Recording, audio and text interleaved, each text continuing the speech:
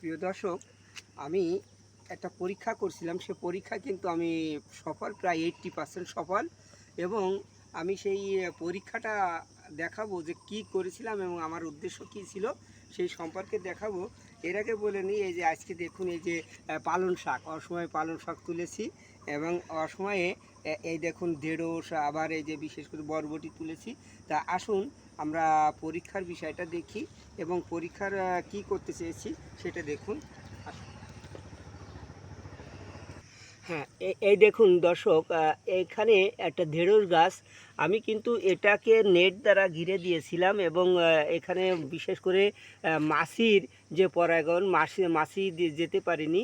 মাছি না যাওয়ার পরেও কিন্তু পরাগায়ন হয়েছে এবং আমার ঢেঁড়স হয়েছে এবং মরিচও হয়েছে। দেখুন এই যে মরিচও হয়েছে। অর্থাৎ যে মাছির জন্য যে পরাগায়ন হয়, এটা ঠিক না, বিশেষ করে মরিচ এবং ঢেঁড়সের জন্য। তবে একটা হয়েছে, মাকড় লাগছিল। এই দেখুন, এই যে কিছু কিছু গাছের মাকড় লাগছিল। তাছাড়া অন্যান্য বিশেষ করে অন্যান্য পোকামাকড় থেকে সম্পূর্ণ মুক্ত থাকা যায় নেট হাউস করলে।